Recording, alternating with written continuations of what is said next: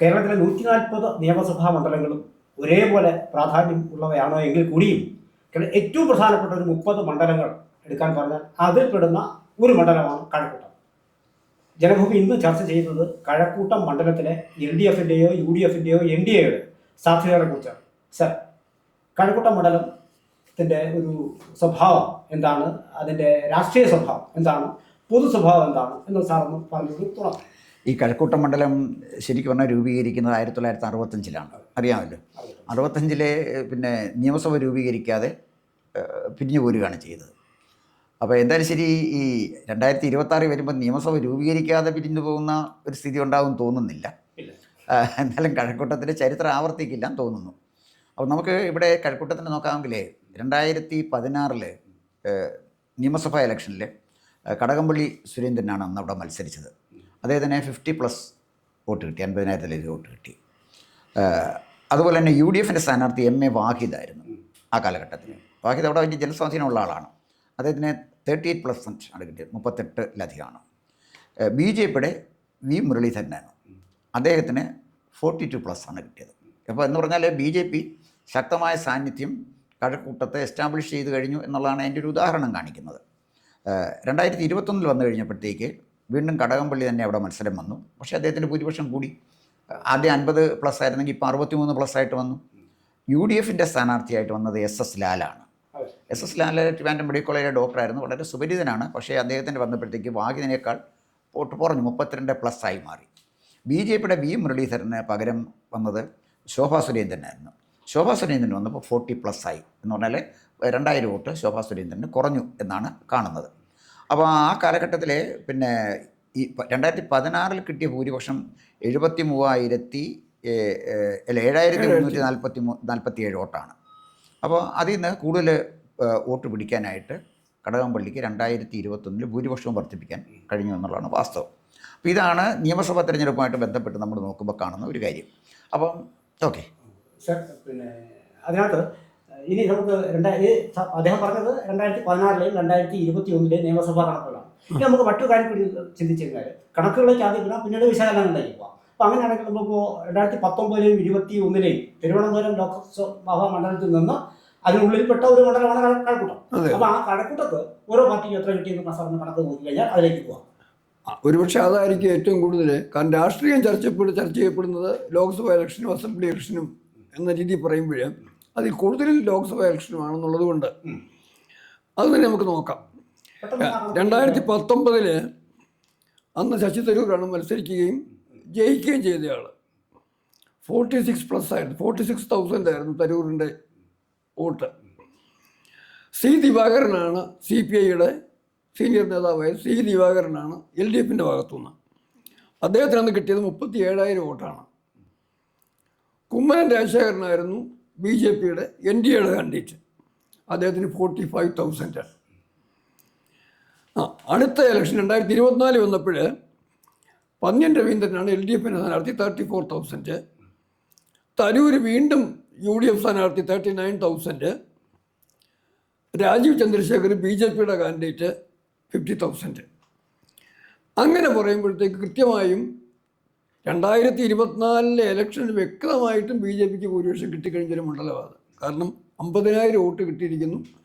തൊട്ടടുത്ത എതിരാളി തരൂരിനേക്കാൾ തരൂർ ജയിച്ചെങ്കിലും തൊട്ടടുത്ത എതിരാളി തരൂരിനെക്കാട്ടി 11,000 വോട്ട് കൂടുതലാണ് അന്ന് BJP കിട്ടിയിരിക്കുന്നത് 24-ല്. 19-ലാണെങ്കിലും തരൂരും BJP കാൻഡിഡേറ്റിനും വ്യത്യാസം വെറും 1000 വോട്ടിൻ്റെ ഉള്ളൂ. 46,000 വോട്ട് തരൂരിന് കിട്ടിയപ്പം കുമ്മനം രാജശേഖരന് 45,000. അന്ന് 1000-ൻ്റെ വ്യത്യാസമുള്ളൂ. 24 ഇലക്ഷൻ വന്നപ്പോൾ BJPയുടെ വോട്ട് 50,000 വർദ്ധിച്ചപ്പം തരൂരിൻ്റെ 39 നിന്നു 11,000 വ്യത്യാസം. സാർ, അങ്ങനെയാണെങ്കിൽ ഇപ്പോൾ ഇത് നമ്മുടെ പ്രേക്ഷകർക്ക് മുന്നിലാക്കി കണക്കുകളൊക്കെ വെച്ച് കഴിഞ്ഞു. നിയമസഭയുടെ കണക്ക് വെച്ച് കഴിഞ്ഞിട്ടുണ്ട്. 16-21 വെച്ചു, 19-24 പിന്നെ ലോക്സഭയിൽ കഴക്കൂട്ടം മണ്ഡലത്തിലുള്ളതെന്ന് വിളിച്ചു കഴിഞ്ഞു. അങ്ങനെയാണെങ്കിൽ ഇപ്പോൾ എന്തുകൊണ്ടാണ് കഴക്കൂട്ടത്തിന് ഇങ്ങനെ ഒരു കഴക്കൂട്ടത്തിൽ എല്ലാവരും കേരളത്തിലെ കണ്ണുകൾ കഴക്കൂട്ടത്തിലേക്ക് പോകുന്നൊരു സാഹചര്യമുണ്ട്. അവിടെ V മുരളീധരൻ, പഴയ കേന്ദ്രമന്ത്രി, അദ്ദേഹം സ്ഥാനാർത്ഥിത്വം പ്രഖ്യാപിച്ചു കഴിഞ്ഞു. കടകംപള്ളി ഒരാളായി രംഗത്ത് വന്നിട്ടുണ്ട്. പഴയ എനിക്ക് തോന്നുന്നു ഇനി UDFിൻ്റെതാണ് കുറച്ചുകൂടി ക്ലിയർ ആകാനുള്ളത്. എങ്കിൽ പോലും നമുക്ക് ഈ സാഹചര്യത്തിൽ ഇക്കുറി ആർക്കായിരിക്കാം സ്വാഭാവികമായും സാധ്യത? അല്ല, അതായത് സാധ്യത നമ്മൾ കണക്ക് വെച്ച് നോക്കുമ്പോൾ ഒരുപക്ഷെ UDF-നാണെങ്കിലും നമ്മൾ കണക്കുകളിൽ നിന്ന് പുറത്ത് ചാടിയാൽ അല്ല, കണക്കിന് പുറത്ത് ചാടിയാൽ ഇപ്പം നമ്മളിപ്പം തരൂരിൻ്റെ കണക്കെടുത്താൽ തരൂരിന് 2019 46+ കിട്ടിയത്. 2024 അത് 39 ആയിട്ട് അദ്ദേഹത്തിന് കുറഞ്ഞു. അപ്പോൾ UDF-ന് ഒരു നല്ല വെല്ലുവിളി അവിടെയുണ്ട്. പക്ഷേ ഇവിടെ ചർച്ച ചെയ്യേണ്ട ഒരു പ്രധാനപ്പെട്ട വിഷയം ഈ ആൻറ്റി ഇൻകംബൻസി, ഗവൺമെൻറ്റിനെതിരായ ആൻറ്റി ഇൻകംബൻസി. അതായത് നമ്മളിവിടെ കണക്കാക്കേണ്ടത് സി ദിവാകരനും പന്ന്യൻ രവീന്ദ്രനും പോയ ഇടതുപക്ഷ വോട്ടുകളിൽ ഒരു വലിയ ശതമാനം ഒരു പക്ഷേ UDF-നാണോ അതോ BJP-ക്കാണോ വരാൻ സാധ്യത നമ്മൾ ഗൗരവമായിട്ടൊന്ന് പരിശോധിക്കേണ്ട കാര്യമാണ്. കാരണം UDF-ൻ്റെ തീരെ ദുർബലമായ സാന്നിധ്യം എന്ന് പറയാൻ പറ്റില്ല. കാരണം നമ്മൾ നിയമസഭ നമ്മൾ നോക്കുമ്പോൾ വാഹിദ് നിന്ന 2016 അദ്ദേഹം 38+ ആണ് കിട്ടിയത്. അതേസമയം അവിടെ തന്നെ UDF-ൽ 2019 വരുമ്പോഴത്തേക്ക് തന്നൂർ നിൽക്കുമ്പോഴത് 46% മാറി. അപ്പോൾ ആ ഫ്ലക്ച്വേഷൻ നമ്മൾ കാണണം. അതുപോലെ തന്നെ 2021 വന്നപ്പോൾ SS ലാലാണ് നിന്നത്. അദ്ദേഹത്തിന് 22% വോട്ടേ കിട്ടിയുള്ളൂ. തരൂർ വന്നപ്പോൾ അത് 39% കൂടി. അപ്പോൾ നമ്മളിത് ഗൗരവമായിട്ട് കാണേണ്ട ഒരു കാര്യം, നല്ല കാൻഡിഡേറ്റിനെ കൊടുത്താൽ, അതായത് തരൂരിനെ പോലെയുള്ള തലയെടുപ്പുള്ളൊരു സ്ഥാനാർത്ഥി വന്നപ്പോൾ കഴക്കൂട്ട ചില വോട്ടുകളിൽ വ്യത്യാസം ഒരു പക്ഷേ അത്ര ഒരു സ്ഥാനാർത്ഥി UDF-ന് കിട്ടുമെന്ന് അറിഞ്ഞുകൂടാ. UDF അത്തരം ഒരു സ്ഥാനാർത്ഥിയെ കൊടുത്താൽ ഈ പറഞ്ഞ പോലെ LDF-ന് കിട്ടിക്കൊണ്ടിരുന്ന ആൻറ്റി ഇൻകംബൻസി വോട്ട് UDF-ലേക്ക് വന്നാൽ UDF-ന് ശക്തമായൊരു മത്സരം കഴക്കൂട്ടത്ത് കാഴ്ചവെക്കാൻ പറ്റുമോ എന്നാണ് നമ്മൾ പരിശോധിക്കേണ്ടത്. എൻ്റെ അഭിപ്രായത്തിൽ ആൻറ്റി ഇൻകംബൻസി എന്ന് പറയുന്നത് LDF-ന് മാത്രമുള്ള ആൻറ്റി ഇൻകംബൻസി അല്ല, ഇടതിനെയും വലതിനെയും സഹികെട്ട കേരളമാണ്. യഥാർത്ഥ ആൻറ്റി ഇൻകംബൻസി ഇടതിനും വലതിനും എതിരാണ്. അങ്ങനെ പറയുമ്പം മറ്റ് പല നിയോജകമണ്ഡലങ്ങളിലും വ്യത്യസ്തമായിട്ട് അവിടെയൊക്കെ സാധ്യതയുണ്ടാവില്ല. ഒരു പക്ഷേ ഇവിടെ കൃത്യമായൊരു സാധ്യത, ലോക്സഭാ ഇലക്ഷന് 50,000 വോട്ട് നേടി 11,000-ൻ്റെ ഭൂരിപക്ഷം കിട്ടിയ മണ്ഡലം, സാധ്യത ഉണ്ടെന്ന് കാണുന്നൊരു മണ്ഡലത്തിൽ രണ്ട് കൂട്ടരോടുമുള്ള LDF-നോടും UDF-നോടുമുള്ള ജനങ്ങളുടെ പ്രതിഷേധം അത് ഒന്നിച്ചുകൂടി BJP-ക്ക് അനുകൂലമായിട്ട് വരാനുള്ള സാധ്യതയാണ്. ഈ 50% എന്നുള്ളത് വർദ്ധിക്കാനുള്ള സാധ്യത കാണുന്നത്. തന്നെയുമല്ല, സ്ഥാനാർത്ഥിയുടെ കാര്യം കൂടെ BJP-ക്ക് കൃത്യമായ സ്ഥാനാർത്ഥിയുണ്ട്. ഒരു പക്ഷേ BJP-ക്ക് ഭൂരിപക്ഷം കിട്ടുന്നൊരു സാഹചര്യം കേരളത്തിൽ ഉണ്ടാവുകയാണെങ്കിൽ, ഇപ്രാവശ്യം ഉണ്ടാകുമെന്നല്ല ഞാൻ പറയുന്നത്, മുഖ്യമന്ത്രിയായിട്ട് BJP-ക്ക് കാണിക്കാൻ കഴിയുന്ന വ്യക്തിത്വമുള്ള V. മുരളീധരനാണ് BJP-യുടെ സ്ഥാനാർത്ഥി. അത് തന്നെ കഴക്കൂട്ടത്ത് BJP കൊടുത്തിരിക്കുന്നത് കൊടുക്കാവുന്ന ഏറ്റവും ബെസ്റ്റ് കാൻഡിഡേറ്റിനെയാണ്. നേരെ മറിച്ച് മറു സൈഡിൽ കടകംപള്ളി സുരേന്ദ്രൻ അങ്ങ് പറയുന്ന UDF-ന് സാധ്യത, കടകംപള്ളി സുരേന്ദ്രൻ്റെ സാധ്യത ഇല്ല എന്ന് നമുക്ക് സമ്മതിക്കാം. അക്കാര്യത്തിൽ നമുക്ക് യോജിക്കാം. കാരണം കടകംപള്ളിയുടെ കയ്യിലിരിപ്പുകൊണ്ട് കടകംപള്ളിയെ വീണ്ടും അവിടെ വിജയിപ്പിക്കണമെന്നുണ്ടെങ്കിൽ കഴക്കൂട്ടത്തെ, ഞാനും കഴക്കൂട്ടത്ത് താമസിക്കുന്ന ഒരാളുകളാണ്, കഴക്കൂട്ടത്തെ ആളുകൾ അവിടെ വികസനം ഉണ്ടായിട്ടില്ലാത്ത വഴികളെക്കുറിച്ച് ചിന്തിക്കണം, കടകംപള്ളി നടത്തിയ അഴിമതിയെക്കുറിച്ച് ചിന്തിക്കണം. പ്രത്യേകിച്ചും ശബരിമല കേസുമായിട്ട് ബന്ധപ്പെട്ടിട്ട് അതെല്ലാം നിൽക്കുമ്പം കടകംപള്ളിയെ വേണ്ട എന്ന് കഴക്കൂട്ടം തീരുമാനിക്കുന്ന കാര്യത്തിൽ ഞാൻ അങ്ങയോട് യോജിക്കുന്നു. അതേ സമയത്ത് തന്നെ അവിടെ UDF-ന് ഒരു ബാലികേറാമലയായിട്ട് തന്നെ നിൽക്കുമെന്നാണ് എനിക്ക് തോന്നുന്നത്. ഈ കടകംപള്ളിയുടെ സാധ്യത നമ്മൾ അപ്പോടെ തള്ളിക്കളയുമ്പോഴും ഇതിനകത്ത് നബീസാമ്പോൾ ടീച്ചർ അവിടെ മത്സരിക്കുന്ന സാഹചര്യത്തിൽ ഏതാണ്ട് 13,000+ വോട്ടുകൾക്ക് അവിടെ ജയിക്കുന്ന സാഹചര്യം ഉണ്ടായിരുന്നു. അവിടെ മുതൽ കാണുന്ന വാസ്തവത്തിൽ നിന്ന് മാറി ഇവർ MA വാഹദ് പിന്നെ ജയിച്ചിട്ടുണ്ട്. പക്ഷേ MA വാഹദൊക്കെ ജയിക്കുമ്പോഴും ഇതിനകത്ത് ഞാൻ പറയുന്നത് CPM-ൻ്റെ സാധ്യതയെ നമുക്ക് ഒരിക്കലും തള്ളിക്കളയാൻ കഴിയില്ല. കാരണം വളരെ പിന്നെ അടിസ്ഥാന ലെവലിലുള്ള വോട്ടേഴ്സ് വളരെ കൃത്യമായി തന്നെ അവിടെ ഉണ്ട്. ഇപ്പോൾ നമ്മൾ പുറമേ നോക്കുമ്പോൾ കടകംപള്ളിക്ക് പിന്നെ വലിയ പരാതികളുണ്ടില്ലെന്നൊന്നും പറയുന്നില്ല. പക്ഷേ കേരളത്തിൽ ആർക്കാണ് നല്ല പരാതി ഇല്ലാത്തത്? അത്തരത്തിലുള്ള ജനപ്രതിനിധിത്വ ശശീന്ദ്രൻ എന്ന് പറയുന്ന മനുഷ്യനെ മാറ്റി നിർത്തിച്ച് കൊണ്ടുവന്നാണ്. അപ്പോൾ സ്വാഭാവികമായിട്ടും അത് ആളെ കുറിച്ചിട്ടുള്ള ഒരു വ്യക്തിയെ കുറിച്ചിട്ടുള്ള പരാതി എന്ന് പറയുന്നത് പല തരത്തിലാണ്. ചിലപ്പോൾ അത് സാമ്പത്തികമായി ബന്ധപ്പെട്ടുള്ള ഇങ്ങനെ ഒരുപാട് കാരണങ്ങളുണ്ടാകും. പക്ഷേ മോറോവർ അതിലൊക്കെ ഉപരിയായിട്ട് സ്വാഭാവികമായിട്ടും ഈ കടകംപള്ളിക്ക് താഴേക്കുള്ള ജനങ്ങളുമായിട്ടുള്ള ഒരു ബന്ധം വാസ്തവത്തിൽ അതിൻ്റെ ഒരു ഇന്നലെയും മെടിഞ്ഞാൽ ഞാൻ അദ്ദേഹത്തിൻ്റെ പിന്നെ നമ്മുടെ വീഡിയോ കാണുമ്പോൾ ആത്മവിശ്വാസത്തിൻ്റെ അളവ് ഭയങ്കര വലുതാണ്. ഒരുപക്ഷെ അദ്ദേഹം പുറത്ത് കാണിക്കാത്തതായിരിക്കാം. പക്ഷെ നമ്മൾ തള്ളിക്കളയാൻ സാധ്യതയില്ലാത്ത ഒരു കാര്യം എന്ന് പറയുന്നത് ഈ സാർ പറഞ്ഞു അപ്പോൾ ഉറപ്പാണ് കേരളത്തിൽ ഏത് മണ്ഡലത്തിൽ ചെന്ന് കഴിഞ്ഞാലും അകത്തേക്ക് റോഡുകളും കാര്യങ്ങളൊക്കെ വലിയ ബുദ്ധിമുട്ടാണില്ലെന്ന് പറയുന്നില്ല. അതിലൊരു സ്ഥലമാണ് കഴക്കൂട്ടം. പക്ഷെ എങ്ങനെയിരുന്നാൽ കൂടിയും ഞാൻ പിന്നെ ഈ CPM എന്ന് പറയുന്ന പാർട്ടിയുടെ ഈ ഇലക്ഷനോടനുബന്ധിച്ചുള്ള പെരുമാറ്റത്തിൽ സ്വാഭാവികമായിട്ടും പലപ്പോഴും കഴിഞ്ഞ തവണയും ഡോക്ടർ SS ലാലിൻ്റെ കേസ് വന്നപ്പോൾ ലാൽ ജയിക്കുമെന്നൊരു ഘട്ടത്തിലേക്ക് വന്ന ഒരു സാഹചര്യം ഉണ്ടായിരുന്നു. അവിടെ സാറ് കഴക്കൂട്ടത്ത് മണ്ഡലത്തിലാണെങ്കിൽ സാറിന് അറിയാൻ പറ്റും. അവിടെ ഈ വാസ്തവത്തിൽ വളരെ കൃത്യമായിട്ട് അണ്ടർഗ്രൗണ്ടിലൊരു സംഭവം സംഭവിച്ചിരുന്നു. അതിലൂടെ ലാല് ഒരു പരിചയം തുറന്നു പറഞ്ഞിരുന്നു. അന്ന് വിജയിച്ചു പോയത് കടകംപള്ളിയാണ്. വീണ്ടും അത് വിജയിച്ചത് മാത്രമല്ല 7347 എന്ന് പറയുന്ന ഭൂരിപക്ഷം അദ്ദേഹം 23 ഉയർത്താൻ അദ്ദേഹം സാധിച്ചു. ഇവിടെ പറയുന്ന സോക്കോൾഡ് ആന്റി ഇൻകംബൻസി എന്ന് പറയുന്ന സൂത്രം അത് റിഫ്ലക്റ്റ് ചെയ്താൽ നമ്മൾ പിന്നെ ഉറപ്പായും നമുക്ക് പിന്നെ ചെയ്യുമെന്ന് പറയാൻ എനിക്കത് നടന്നതിന് ശേഷം എനിക്കത് പറയാൻ കഴിയുള്ളൂ. പക്ഷെ എങ്കിൽ കൂടിയും ഇപ്പോൾ തന്നെ പിന്നെ ഇപ്പോൾ ബംഗാളിലും സമാനമായ അവസ്ഥയിലുള്ളത് ഈ സർക്കാർ പോകുന്ന ഒരു ഘട്ടത്തിൽ ഒരുപാട് കാര്യങ്ങളെ പിന്നെ ഒരുപാട് വിഭാഗങ്ങളെ തൃപ്തിപ്പെടുത്താനുള്ള ശ്രമം നടത്തിയിട്ടാണ് പോയത്. ഒരുപക്ഷെ അവർ ലേറ്റായി പോയതൊരു പ്രശ്നം അവർക്കുണ്ടില്ലെന്ന് പറയുന്നില്ല. ഈ ആന്റി ഇൻകംബൻസി വാസ്തവത്തിൽ പഞ്ചായത്ത് ലോക്കൽ ബോഡി ഇലക്ഷനിൽ പാമ്പ് ആദ്യത്തെ കുത്തിൽ എത്ര വിഷം വമിപ്പിക്കുമോ രണ്ടാമത്തെ കുത്തിൽ കുറച്ചുകൂടി കുറയും എന്ന് പറഞ്ഞാൽ ഇത് ശരിക്കും അവർ പിന്നെ ഈ ഭരണവിരുദ്ധ വികാരം ഒന്നും അല്ല, വാസ്തവത്തിൽ ഒരു വ്യക്തിയോട് തോന്നുന്ന ഒരു വിരുദ്ധ മനസ്സാണെന്നുള്ളതാണ് എനിക്ക് മനസ്സിലായിട്ടുള്ളത്. അത് പഞ്ചായത്ത് ഇലക്ഷനിൽ അവർ കുത്തി കഴിഞ്ഞിരിക്കുന്നു. കോർപ്പറേഷൻ ഇലക്ഷനിൽ കുത്തി കഴിഞ്ഞിരിക്കുന്നു, ലോക്കൽ ബോഡി കഴിഞ്ഞിരിക്കുന്നു. അതിനുശേഷമാണ് ഈ പിന്നെ DA അരിയർ കൊടുക്കുക, അത് കൊടുക്കുക വരുന്നത്. സ്വാഭാവികമായിട്ടും ജനം മറവിയിലേക്ക് ആകാൻ പോകുന്ന സമയത്താണ് ഇപ്പോൾ ഇലക്ഷൻ വരുന്നത്. അപ്പോൾ അതിൻ്റെ ആഘാതം അത്രമേൽ ഉണ്ടാകില്ല. ഇനി ഉണ്ടായതിനു ശേഷം നമുക്ക് പറയാം ഉണ്ടായി എന്ന് പറയാം. അതിനുള്ള സാധ്യതയില്ലേ? എനിക്ക് തോന്നുന്നില്ല. കാരണം കൃത്യമായിട്ട് ഞാനത് പറയാൻ കാരണമുണ്ട്. ഒരു പ്രത്യേക കാരണത്തിൻ്റെ പേര് മാത്രമല്ല LDF വേണ്ടെന്നോ കടകംപള്ളി വേണ്ടെന്നോ കഴക്കൂട്ടത്തെ ആളുകൾ തീരുമാനിക്കാൻ സാധ്യതയുള്ളത്. നെഗറ്റീവ് ഫാക്ടറിനപ്പുറം പോസിറ്റീവ് ഫാക്ടറിലേക്ക് പോകാം. V മുരളീധരൻ്റെ ഇൻ്റർവെൻഷൻ കൊണ്ട് കഴക്കൂട്ടത്തെ ഹൈവേ ഉൾപ്പെടെയുള്ള കാര്യങ്ങളിൽ കഴിഞ്ഞ തീരെ കുറഞ്ഞ 5 വർഷം അതിനു അതിന് സാധ്യതയില്ലായിരുന്നു. കൃത്യമായും മണ്ഡലം ശ്രദ്ധിച്ച് എത്തിക്കാവുന്നതരം വികസനവും ആളുകളുടെ പ്രശ്നങ്ങളിലും ആൾക്കാരോടൊപ്പം നിന്ന് പ്രവർത്തിക്കുന്ന രീതി V മുരളീധരൻ അവലംബിച്ചിട്ടുണ്ട്.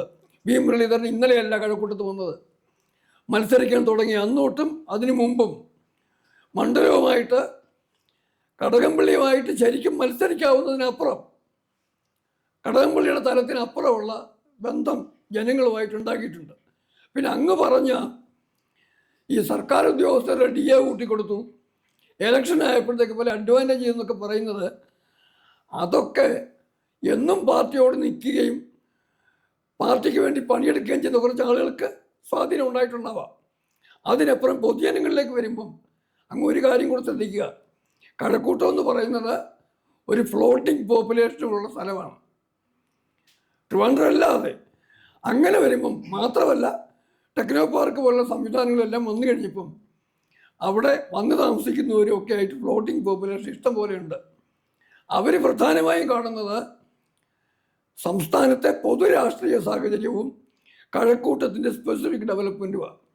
ഇത് രണ്ടും ചിന്തിക്കുമ്പോൾ മുരളീധരൻ്റെ ത്രാസ് തന്നെ ആയിരിക്കും താന്ന് കിടക്കാമെന്നും വിജയത്തിന് സാധ്യത അങ്ങോട്ട് തന്നെ പോകാൻ കഴിയുള്ളൂ എന്നാണ് എൻ്റെ തോന്നല്. സാറേ, ഇതിനകത്ത് സത്യത്തിൽ പറഞ്ഞത് ശരിയാണ്. വാസ്തവത്തിൽ പിന്നെ ഇലക്ഷന് മുമ്പ് തന്നെ V മുരളീധരൻ കഴക്കൂട്ടത്ത് വാസ്തവത്തിൽ ഊർജ്ജസ്വലനായ ഈ കഴിഞ്ഞ വർഷങ്ങളെല്ലാം തന്നെ അങ്ങനെ വരികയായിരുന്നു. സ്വാഭാവികമായിട്ട് ഒരു കടകംപള്ളിയെ പോലെ ഒരാളെ നേടണമെങ്കിൽ അതെങ്ങനെ വേണമെന്ന് അറിയാവുന്ന ഒരാളാണ് V മുരളീധരൻ. സാർ ഒരു വാചകം സാർ ഇന്നലെ പറഞ്ഞില്ല, ഇന്നലെ തന്നെ മൺവിള എന്ന് തമ്പുരാമുക്ക് വരെ ഒരു യാത്രയുണ്ടായിരുന്നു. ആ പദയാത്രക്കകത്ത് പങ്കെടുത്തത് ആക്റ്റീവ് വർക്കേഴ്സ് മാത്രമാണെന്നാണ് ഞങ്ങളുടെയൊക്കെ അറിവ്. ഞങ്ങളാരും പങ്കെടുത്തവരല്ല. അത് മാത്രം കണ്ടാൽ അറിയാം കഴക്കൂട്ടത്ത് ഉണരുന്ന ജനപിന്തുണ മുരളീധരനോടൊപ്പമാണ്. ഞാൻ ചോദിക്കാൻ വരുന്നത് സാർ, അപ്പോൾ അതിൻ്റെ ഒരു പക്ഷേ പിന്നെ മുരളീധരൻ നേടിയാൽ മുരളീധരൻ വിജയിക്കാൻ കഴിഞ്ഞേക്കാം.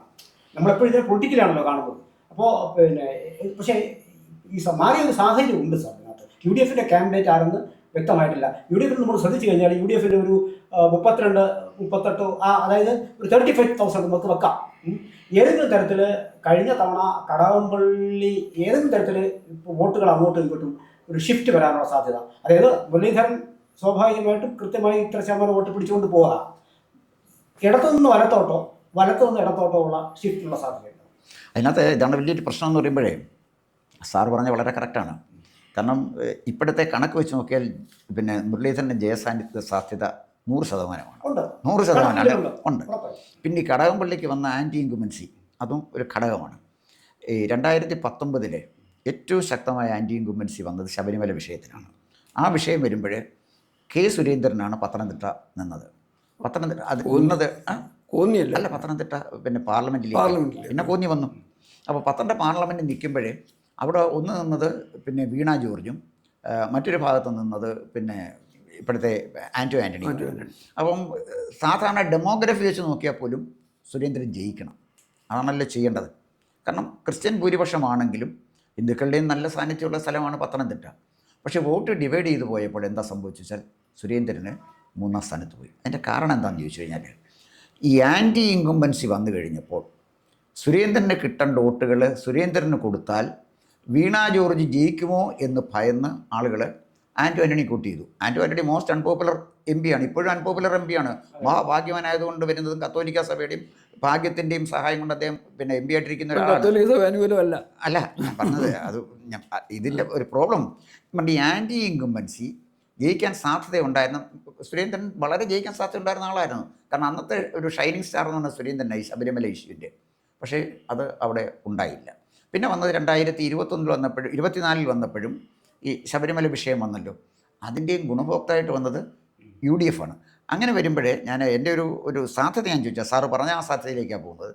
കടകംപള്ളി സുരേന്ദ്രൻ ജയിക്കാനുള്ള സാധ്യത ഇല്ല എന്ന് തിരിച്ചറിയുന്ന കമ്മ്യൂണിസ്റ്റ് പാർട്ടിയുടെ കേഡർ അവസാന നിമിഷം വോട്ട് മാറി UDFൻ്റെ സ്ഥാനാർത്ഥിക്ക് ചെയ്യാൻ തയ്യാറായാൽ അവർക്ക് ചെയ്യാൻ പറ്റും. കോൺഗ്രസ്സുകാർ ഒരിക്കലും CPM വോട്ട് ചെയ്യത്തില്ല.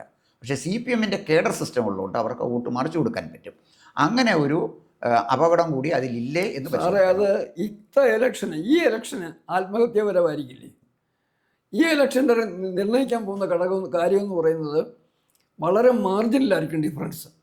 പണ്ടൊരിക്കലും 68ഉം 72 വന്നിട്ട് എന്ന് പറഞ്ഞ പോലെ UDFും LDFും ജയിക്കുകയാണെന്നുണ്ടെങ്കിലും മന്ത്രിസഭ ഉണ്ടാക്കാൻ കഴിയുകയാണെങ്കിൽ പോലും ജസ്റ്റ് വളരെ നേരിയ വ്യത്യാസത്തിന് വരാൻ പോകുന്നൊരു സാഹചര്യത്തിൽ communist party of India CPM രാഷ്ട്രീയം അറിയാവുന്നൊരു പ്രസ്ഥാനം ആത്മഹത്യാപരമായിട്ട് എതിർ സ്ഥാനാർത്ഥി UDFകാരൻ ജയിച്ചോട്ടെന്ന് കരുതുവോ, അതോ ഒരു BJPക്കാരൻ ജയിച്ചാലും UDFൻ്റെ സീറ്റ് കുറയുമെന്ന് കരുതുവോ?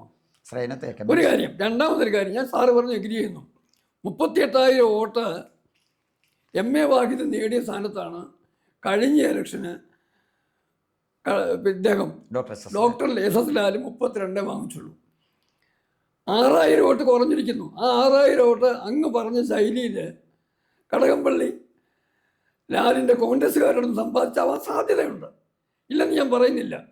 അതിനപ്പുറം അവിടെ കൃത്യമായിട്ടും ഒരു BJP സ്ഥാനാർത്ഥി ജയിച്ചിരുന്ന് ആഗ്രഹിക്കുന്ന ഹിന്ദുവിരുദ്ധ രാഷ്ട്രീയം വെച്ച് പുലർത്തുന്ന ആളുകൾ വേണ്ടത്രയുള്ള സ്ഥലമാണ്.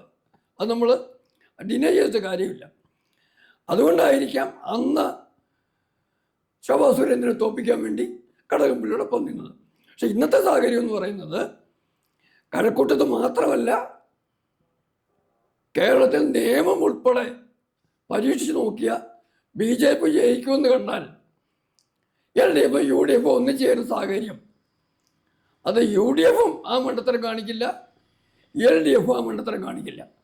കാരണം ഞങ്ങൾക്ക് കിട്ടിയില്ലെങ്കിലും മറു സൈഡിൻ്റെ ഓരോ സീറ്റ് കുറയട്ടെ എന്നാണ് പ്രായോഗികമായി ചിന്തിക്കേണ്ട മുന്നണിയിൽ ചിന്തിക്കുക.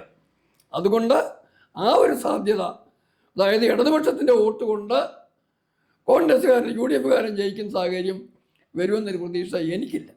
അതിനകത്ത് സാറ് ഒരു കാര്യം മനസ്സിലാക്കേണ്ടത്, പണ്ട് വടകര ഒരു പരീക്ഷണം നടന്ന കോലീബി സഖ്യം, അവിടെ കോൺഗ്രസും BJPയും ലീഗും കൂടെ ചേർന്നാണ് ആ കോലീബി സഖ്യത്തെ പൊളിച്ചത് ഇടതുപക്ഷമാണ്.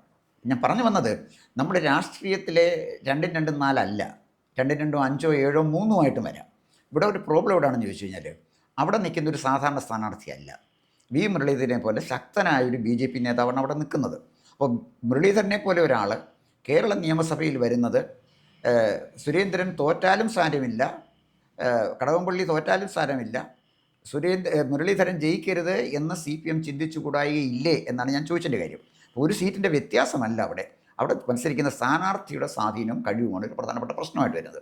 അതുകൊണ്ട് ഇത്തരം ഒരു അപകട സാധ്യത ഉണ്ടാകാൻ അവിടെ ഇടയുണ്ടോ അത് നമ്മൾ ചിന്തിക്കേണ്ടതാണ്. ചുരുക്കം പറഞ്ഞാൽ UDF സ്ഥാനാർത്ഥിയെ പ്രഖ്യാപിച്ചിട്ടില്ല, ഇല്ല, ഉണ്ടാവും. അപ്പോൾ അങ്ങനെ ഒരു സാഹചര്യത്തിൽ ശക്തനായ ഒരു സ്ഥാനാർത്ഥിയാണെങ്കിൽ സ്വാഭാവികമായും ഒരു നെക്ക് ടു നെക്ക് ഒരു മത്സരമാണ് അവിടെ നടക്കാൻ സാധ്യത. അതാണ് നമുക്ക് മൊത്തത്തിൽ പറയാൻ സാധിക്കുന്നത്. അപ്പോൾ അത് UDF സ്ഥാനാർത്ഥിയെ പ്രഖ്യാപിച്ചതിന് ശേഷം നമുക്ക് ബാക്കി ചർച്ച ചെയ്യാം. ഓക്കെ, ശരി. കൂടുതൽ വാർത്തകളും വിശേഷങ്ങളും നേരിട്ട് ലഭിക്കാൻ ജനങ്ങളിൽ നിന്ന് ജനങ്ങളിലേക്ക് ജനഭൂമി ന്യൂസ് സബ്സ്ക്രൈബ് ചെയ്യൂ. ബെൽ ബട്ടൺ അമർത്താനും മറക്കരുത്.